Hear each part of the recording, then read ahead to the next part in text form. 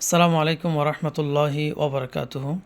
সম্মানিত হাজিরিন, আশা করি সবাই আল্লাহ তাআলার অশেষ মেহেরবানিতে সবাই ভালো আছেন।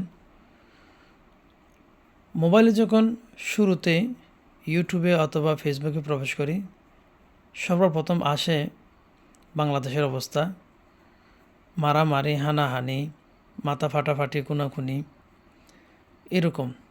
এগুলো দেখতে মন চায় না।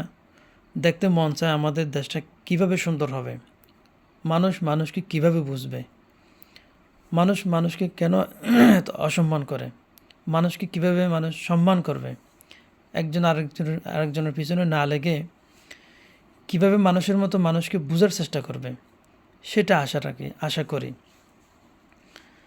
যখন হাসিনা সরকার ছিল তখন মানুষ মানুষকে মারধর করতো, নেতামি করতো, গুম করতো, হয়রানি করতো, যেমনি ইচ্ছে তেমনি করতো। সরকার পদত্যাগ করার পরও এখন ঠিক সেইভাবে মাঠে ময়দানে যখন দলীয়ভাবে কোনো মানুষ আসে, তখন ঠিক সেম এই মারামারি, হানাহানি, খুনাখুনি, আসলে এগুলো দেশের জন্য না, মানুষ মানুষের জন্য হচ্ছে না। মানুষ মানুষের জন্য যদি হয়ে থাকে, দেশের জন্য হয়ে থাকে, দেশকে মানুষ ভালোবাসলে, মানুষ মানুষকে ভালোবাসলে, তাহলে জন্তু হায়নাদার প্রাণীর মতো মানুষ কখনো এরকমভাবে করতো না। তো এগুলো দেখলে আমাদের অন্তরটা খুবই কষ্ট পায়। সবচেয়ে বেশি দুঃখ লাগে মেয়েরা যখন রোডে ঘাটে আসে, রাস্তায় নামে, তখন মেয়েদেরকে হামলা করানো হয়। আর সেখানে দেখা যায় হামলার মধ্যে ছেলেরা বিট হয়ে যায়। শরীরের মধ্যে অনেক কিছু থাকে, স্বর্ণ অলংকার, হাতে মোবাইল, টাকা পয়সা, কত কিছু থাকে।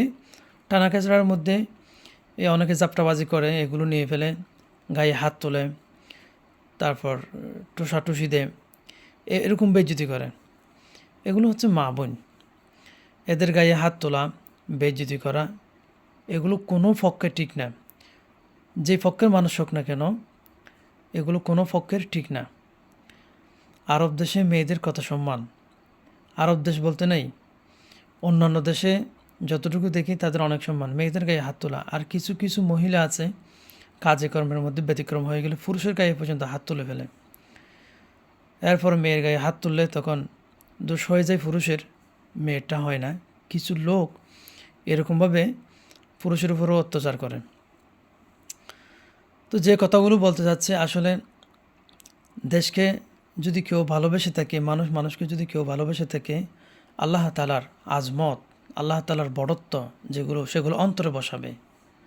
পশু হায়নাদার ফকির মতো মানুষ কখনো আচরণ করবে না। আমরা দোয়া করি সবসময়, আল্লাহ আমাদের দেশের মধ্যে শান্তি দান করুন, আমাদের দেশকে রহম করুন, প্রত্যেক দেশের মধ্যে শান্তি দান করুন। অহেতুকভাবে অযথা মানুষ মানুষকে হয়রানি না করে, জেলবন্দি না করে, থানার আসামি না বানিয়ে মানুষকে বেঁচে থাকার সুযোগ করে দিতে হবে। কোনো ব্যক্তি যদি সূরাতুল ফাতিহা, যেটা আমরা সবসময় প্রথম শুরুতে সূরা ফাতিহা নামাজে পাঠ করি, সেই সূরা এবং সূরা আসর,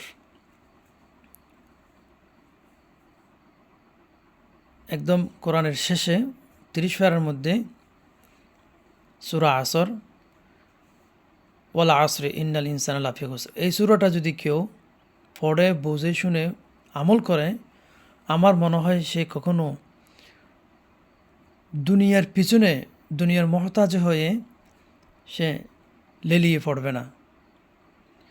যদি সে আমল করে, কোনো মুসলমান ব্যক্তি যদি ইমান মজবুত রাখার জন্য, ইমান টিকায় রাখার জন্য যদি কিছু কিছু আল্লাহ তাআলার কোরআনের আয়াতকে যেভাবে জানে সেটা যদি অর্থ বোঝার চেষ্টা করে এবং পড়ে আমল করার, মেনে চলার চেষ্টা করে, আল্লাহ তাআলার কিন্তু কাজ রহমত তার প্রতি হবে।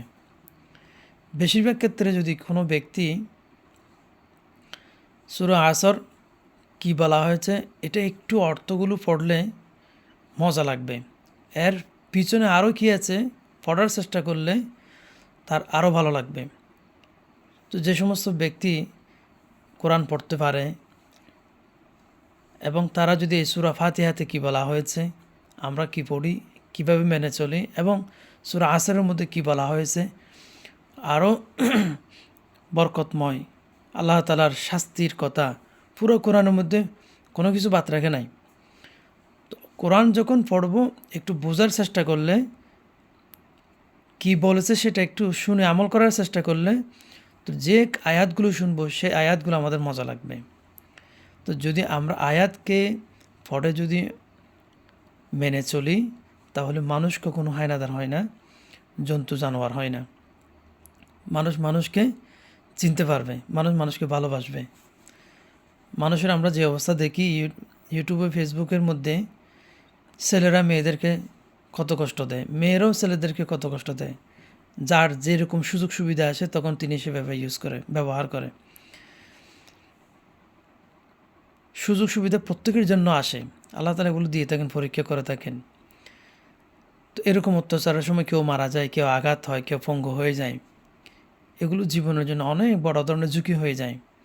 তো এই সমস্ত কাজ কারবার না করে, মানুষ মানুষকে কষ্ট না দিয়ে, সবাই বোঝার চেষ্টা করতে পারে না, চিন্তা করতে পারে না।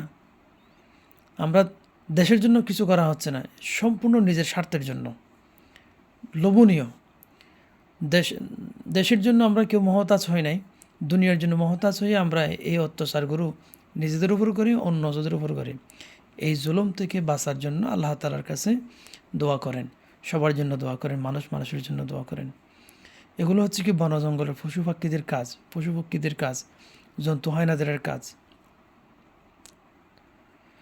তো যে সমস্ত কথাগুলো বলেছি, আসলে এগুলো দেখতে খুব কষ্ট লাগে, সেই জন্য বলতে বাধ্য হই। এগুলো বললেও কেউ হবে, না বললেও কেউ হবে। দেখা যায় আলেম ওলামারা যারা আছে তারা একজনের পিছনে আরেকজন লেগে থাকে, একজনের ভুল হলে এটা আরেক মাহফিলে বলে দেয়। আগে মানুষে দেখতাম, শুনতাম, গীবত করত, সমালোচনা করত গোপনে গোপনে। ওখান থেকে শুরু করে চায়ের দোকানে দোকানে, চায়ের দোকান থেকে শুরু করে হাটে ঘাটে, রোডে ঘাটে, বাজারে বাজারে, বাজার থেকে শুরু করে মাঠে ময়দানে, এমনভাবে ছড়িয়ে গেছে যেমন মানুষ যেমন হাল চাষ করে গরু দিয়ে, লাঙ্গল দিয়ে যেভাবে মাটিকে খনন করে তছনছ করে ফেলে, ঠিক ততরূপ মানুষ এমনভাবে হয়ে গেছে একজন আরেকজনের কথাগুলো মাঠে ময়দানে প্রকাশ করতে। শরমও করে না, লজ্জাও করে না, মানুষের ভুল হচ্ছে কি না, ভুল হচ্ছে না সেটাও একজন আরেকজনকে গোপনে শুধরায় নেয় না, বলে দেয় না। মাঠে ময়দানে যার যার যে সুযোগ সুবিধা ওটা এভাবে প্রকাশ করে থাকে।